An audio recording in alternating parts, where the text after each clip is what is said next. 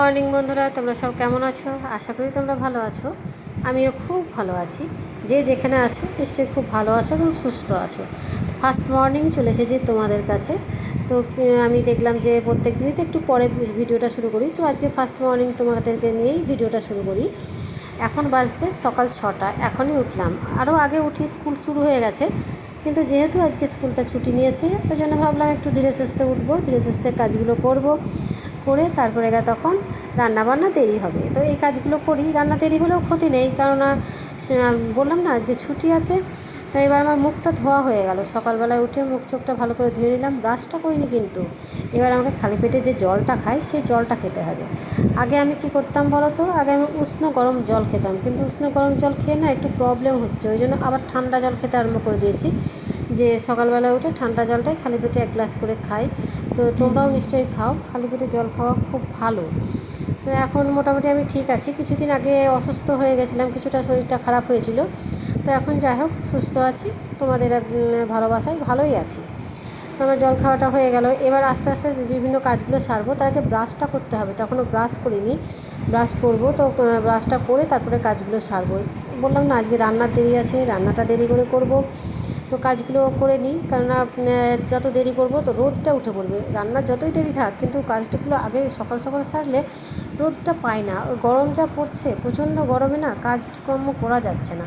আর আমরা মেয়েরা কাজ করতে সংসারটাকে গুছিয়ে রাখতে তো খুব ভালোবাসি। আমাদের বড়েরা যতই বলুক যে সারাদিন অফিসে থেকে এসে বলবে কী করো তোমরা, তোমরা তো শুধু খুন্তিটাই নাড়ো, কিন্তু আমরা তো জানি আমরা কী করি না করি। আমরা সংসারটাকে কত সুন্দর করে ভালোবেসে কত ভালোভাবে গুছিয়ে রাখতে পারি, সেটা আমরা মেয়েরা জানি, ওরা জানে না। কারণ ওরা তো সারাদিন অফিসে থাকে, সকালবেলায় বেরিয়ে যায়, সন্ধ্যেবেলায় আসে। ওরা কী করে জানবে যে আমরা কী করছি না করছি, কতটা কাজ করছি? এটা তো ওরা জানে না। ওই জন্যই বলে যে আমরা নাকি শুধু খুন্তি নাড়ি। তো যাই হোক, যা বলে বলুক, আমরা তো আমাদের সংসার ঠিকঠাক করে রাখি, গুছিয়ে রাখি, সাজিয়ে রাখি। তাতে আমাদের পরিশ্রম হলেও আমাদের কিছু মনে হয় না। কেন বলো তো? কারণ আমরা ভালোবাসি সংসারটাকে, তাই হয়তো এই কাজগুলো এত পরিশ্রম হলেও এই গরমে, তোমরা ভাবো 43-44 ডিগ্রি গরমে আমরা এত কাজ করছি। আমরা মেয়েরাই এগুলো পারি, তাই না? হ্যাঁ, ছেলেরাও পরিশ্রম করে, বাইরের পরিশ্রমটা ওরা না করলে একটা সংসার কীভাবে সুন্দর হয়?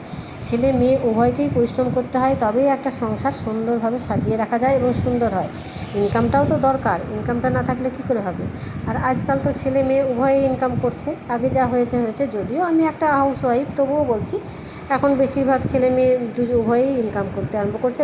মেয়েরা ঘরের কাজ এবং বাইরের কাজ দুটোই সমানভাবে পাল্লা দিয়ে করছে আর কি।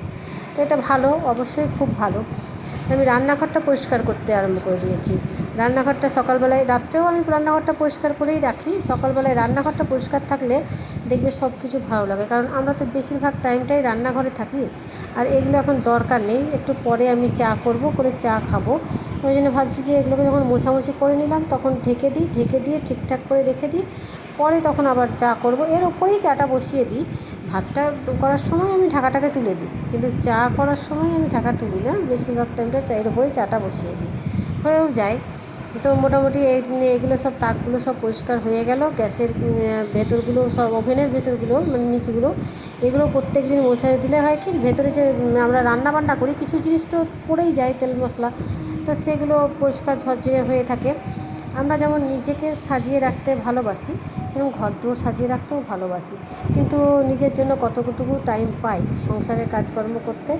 কিছু এখন এইটা করতে গিয়ে ওটা হয়, ওটা করতে গিয়ে ওটা করতে হয়। ফলে নিজের জন্য কাজকর্ম নিজেকে সাজিয়ে রাখার জন্য অতটা টাইম আমাদের হাতে থাকে না। যতটা থাকে ততটা মনে হয় একটু রেস্ট করি, একটু ঘুমাই, এইরকম মনে হয়। তখন না বিরক্ত লেগে যায়।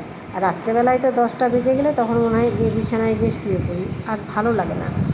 তো আমার রান্নাঘরের কাজ মোটামুটি কমপ্লিট হয়ে গেছে। এখন ভেতরের ঘরে যাব। ভেতরের ঘরটায় কী বলো তো, ভেতরের বা নিচের ভেতরের ঘরে না আমাদের যে বেডটা পেতে রেখেছি ঠিকই, কিন্তু ওখানে সেরকম আমরা কেউ থাকি না। ওই গোডাউনই বলতে পারো ঘরটা, কারণ ওই বিছানাতে সব রকম জিনিস পড়ে থাকে। যে জামাগুলো ধরো কেচে দিলাম, এখন গোছাতে পারছি না, ওই ঘরে ফেলে রাখি। যে কোনো জিনিস যেটা দরকার নেই একটু পরে করলে হবে, এই করবো করে ওইখানেই ফেলে রাখি। ফলে ঘরটা সে গোডাউনের মতো হয়ে যায়। যখন গোছাতে যাই না তখন অনেক পরিশ্রম হয়। তো যাই হোক, বিছানাটা থেকে কালকে রাত্রে অনেক কিছু গুছিয়ে গাছিয়ে বিছানাটা ফাঁকা করেছি অনেক কষ্টে। এবার আমি বিছানাটাকে ঝাড়বো, যেটা খাটটা একটু ভালো করে মুছবো। এই ঘরটার কথাই তোমাদেরকে বলছিলাম। তো এই ঘরে আমরা সেরকম থাকি না, ওই যে গোডাউনের মতো এটা ওটা পড়ে থাকে। ফ্রিজটা আছে, আলনাটা আছে, আর এই বেডটা আছে। বেডটা রেখে দিই, কেননা ধরো বেশি মানুষজন এলে, যদিও সেরকম আজকাল কেউ কারো বাড়িতে গিয়ে থাকেও না, কারো অত সময়ও নেই। আগে যেমন আমরা মামার বাড়ি গিয়ে 1 মাস করে থেকে গেলাম, এখানে গিয়ে 2 দিন থেকে গেলাম, ওখানে গিয়ে মাসির বাড়ি গিয়ে 2 দিন থেকে গেলাম।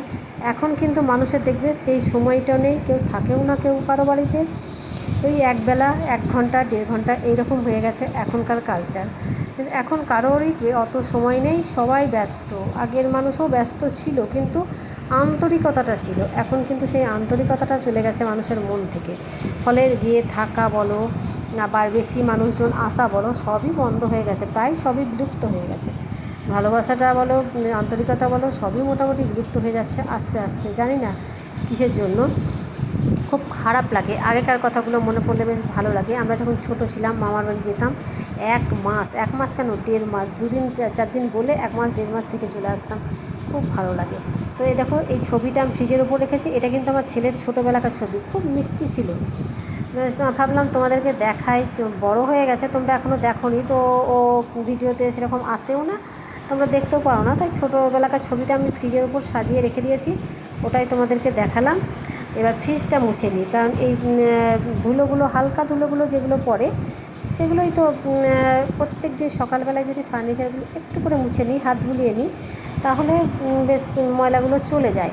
তবে প্রতিদিন কিন্তু সময়টা পাই না, বলছি না স্কুল খুলে গেছে, তবুও চেষ্টা করি।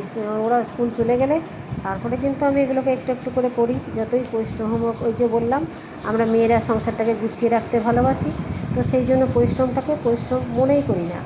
তো এই দিকের কাজগুলো মোটামুটি কমপ্লিট হয়ে গেছে। আবার কালকে কিছু মুদিখানা জিনিস নিয়ে এসছে জানো, এই ডাল টাল এগুলো, সেগুলো ভরা হয়নি, ভাবছি এগুলোকেও ভরে নেবো। ভরে নিয়ে সব শেষে তখন রান্না বান্না করব, এখন আর করছি না। তাই এই যে জিনিসগুলো নিয়ে এসেছে, এগুলো না ভরা হচ্ছে না। আজকে ভরবো, কালকে ভরবো, মানে কালকে রাত্রেই ভাবলাম যে ভরবো, কিন্তু মনে হচ্ছে, বলছি ও সন্ধ্যাবেলা একটু বসলে না, ফোন নিয়ে বসি, তখন আর কিচ্ছু করতে ইচ্ছে করে না। তখন মনে হয় যে না, বসে থাকি, ময়দাটা মেখে রাখি, চা খাই, চা করি, ওকে দিই, ছেলে খাই, দিয়ে সবাই মিলে একটু গল্প করি, দিয়ে আর উঠতে ইচ্ছে করে না। তো আজকে এই সকালে এগুলোকে আমি ভরে নিলাম। তো আজকে ভিডিওটা তোমাদের কেমন লাগলো অবশ্যই কমেন্ট করে জানাবে। যদি ভালো লেগে থাকে ছোট্ট একটা লাইক দিয়ে পুরো ভিডিওটা দেখবে। যেমন পাশে আছো সেরকম পাশে থেকো। আর চ্যানেলে যারা নতুন ঢুকছো তারা অবশ্যই যেন সাবস্ক্রাইবটা করে দিও, কারণ তোমরা যদি পাশে না থাকো তাহলে আমি এই ছোট্ট চ্যানেলটাকে এগিয়ে নিয়ে যেতে পারবো না।